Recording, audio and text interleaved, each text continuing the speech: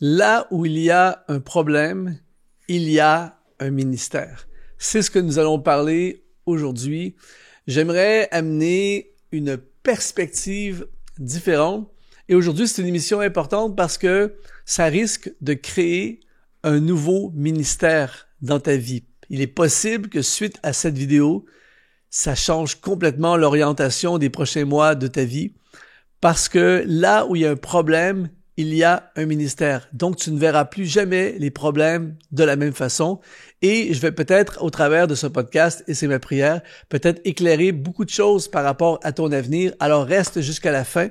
Je profite de l'occasion, avant qu'on entre dans le vif du sujet, pour te donner un accès à une formation que j'ai créée tout à fait gratuite pour t'aider. Justement, ça s'appelle 5 essentiels pour accomplir ton ministère. Alors, si tu as un feu dans ton cœur, tu veux aller dans le service pour Dieu d'une façon ou d'une autre, tu veux le servir, eh bien, cette formation, c'est exactement ce que tu as besoin. Je vais t'équiper et te donner des outils pour que tu deviennes ultra efficace. C'est le premier lien qui apparaît dans la description de cette vidéo. Tu t'enregistres et tu t'inscris et c'est tout à fait gratuit. Alors, là où il y a un problème, il y a un ministère. Écris dans les commentaires « Je suis prêt pour mon ministère ».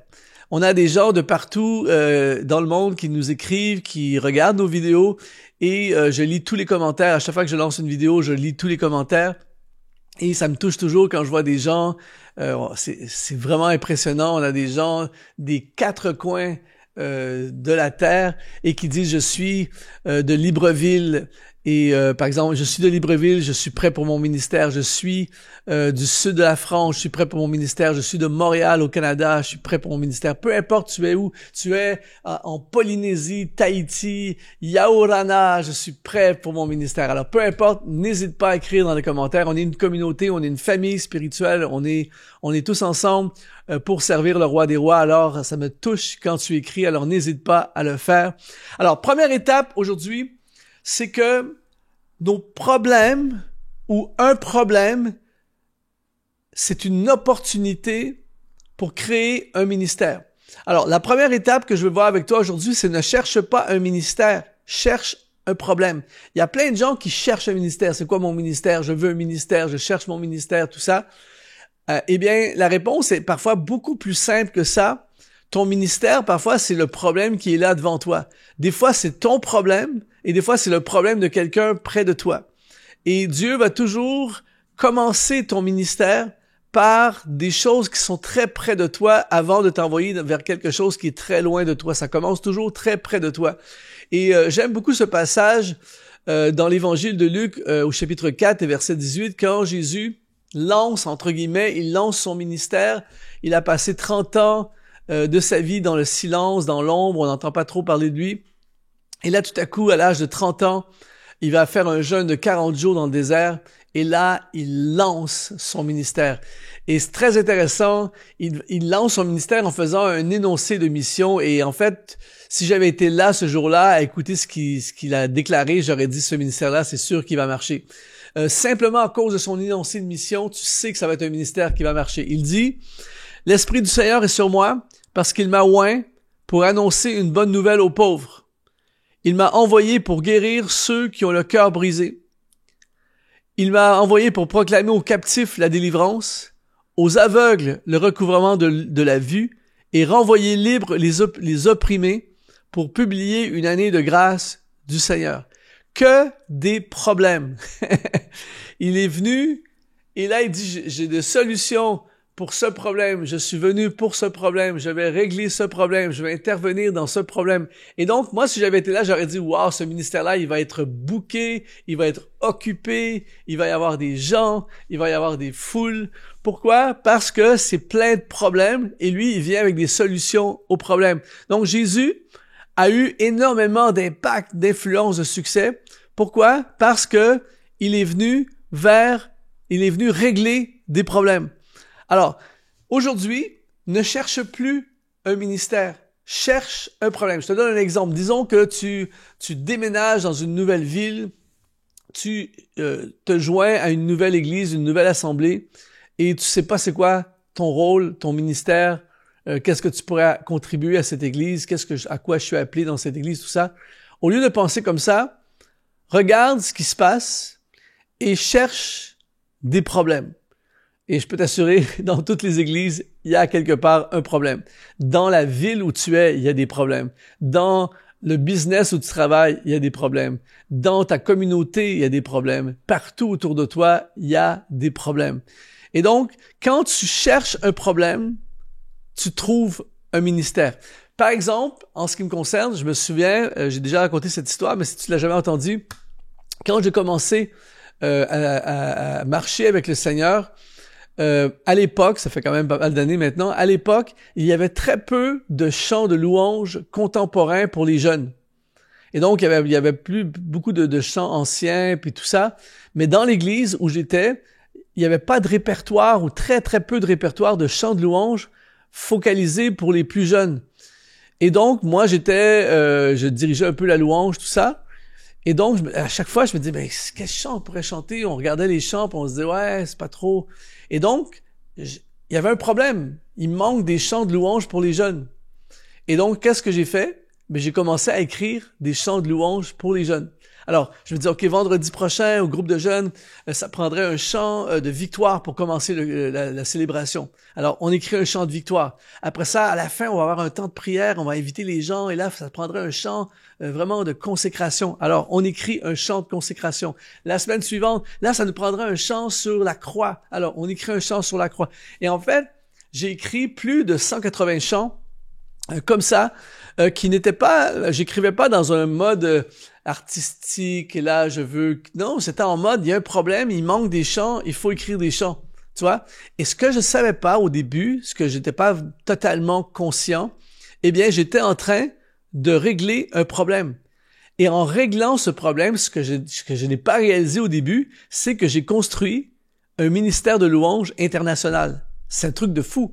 En fait, c'est pas de la stratégie. C'est vraiment, il y a un problème et je règle le problème. J'écris des chants de louange et là, tout à coup, les chants commençaient à voyager. Il y a plein de gens qui venaient à notre assemblée, qui prenaient les chants en note, qui allaient les chanter dans leur église. Après ça, on m'a demandé, Luc, est-ce que tu peux nous donner des partitions? Après ça, j'ai commencé à créer des partitions. Après ça, on a enregistré les chants. Après ça, Luc, viens nous faire une soirée de louange, viens nous enseigner les gens, viens former nos musiciens, etc., etc. Et tout ça a commencé par un problème qu'il y avait dans mon église. Alors, la bonne nouvelle, c'est qu'il y a plein de problèmes partout. Il y a plein de problèmes autour de toi et tu règles le problème, tu crées un ministère. Ça a été la même chose avec Exponentiel. Je me suis aperçu qu'il y a plein de gens qui ne connaissent pas le but de Dieu pour eux sur la terre, leur destinée, comment se lancer dans le ministère, comment entrer dans les plans de Dieu, comment devenir la personne que Dieu les appelle à devenir, comment vivre de son ministère, comment prêcher, toutes ces choses-là. J'ai vu qu'il y avait plein de gens qui avaient des besoins, il y avait un problème et on a créé des formations, on a créé des vidéos, on a créé plein de choses et sans trop le réaliser au début, on a créé un ministère qui maintenant est diffusé partout dans la francophonie, tu vois. Alors, ne cherche pas un ministère, cherche un problème. L'émission que tu regardes en ce moment est rendue possible grâce à des sponsors qu'on appelle les activateurs de destinée. Si tu veux toi aussi nous aider à continuer à diffuser ces émissions pour rejoindre le plus grand nombre, eh bien, tu peux aujourd'hui devenir un activateur de destinée. Tout ce que tu as à faire, c'est d'aller dans le lien qui apparaît dans la description de cette vidéo. De retour à ton émission. Deuxième pensée par rapport à ça, c'est parce que la pensée aujourd'hui, c'est là où il y a un problème, il y a un ministère. Deuxième chose, connectée à la première pensée, c'est quelle solution possèdes-tu? Parce que parfois, il y a des problèmes, mais si j'ai pas les solutions, je peux pas intervenir dans le problème. Et donc, la première chose que tu dois regarder, c'est quels sont les problèmes. Est-ce que ça peut être un problème personnel, ça peut être un problème autour de toi? Et la deuxième chose, c'est quelle solution possèdes-tu en rapport avec ce problème? Et il dit dans Galates, chapitre 1, verset 14, Paul dit « J'étais plus avancé dans le judaïsme que beaucoup de ceux de mon âge et de ma nation, étant animé d'un zèle pour les traditions de mes pères. » Paul, il dit « Je suis vraiment, je suis dans un haut niveau de la loi et du judaïsme. » Il dit dans Actes, chapitre 22, verset 3, « Je suis juif, né à Tarse, en Cilicie, mais j'ai été élevé dans cette ville-ci et instruit au pied de Gamaliel, qui était une référence éminent enseignant de l'époque.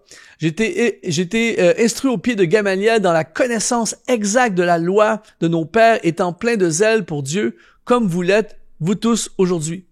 Alors, ce qui est intéressant, c'est que là, il y a un problème, il y a un ministère.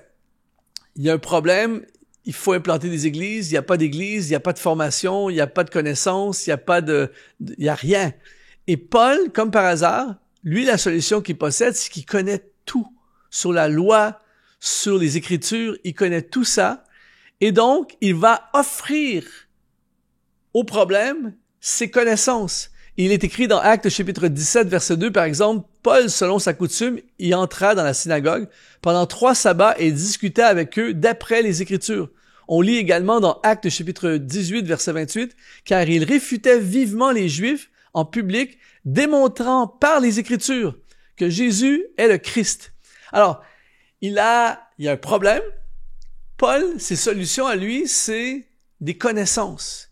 Il a un niveau supérieur à la moyenne de connaissances. Il connaît exactement la loi, les Écritures, tout ça.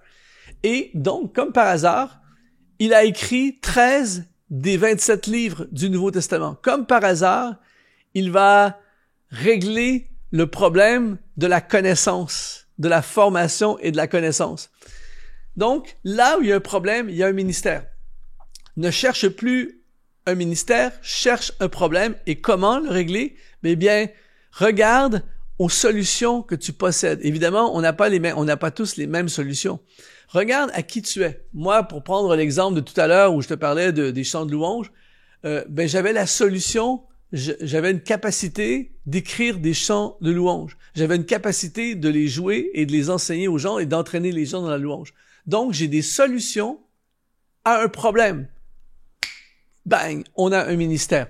Alors, toi aussi, alors que tu regardes cette vidéo, tu as des solutions. Je sais pas c'est quoi, mais tu as des solutions. Il y a des gens qui ont des solutions, qui ont une empathie, qui peuvent conseiller des gens. Il y a des gens qui ont des solutions organisationnelles. Il y a des gens qui ont des solutions technologiques.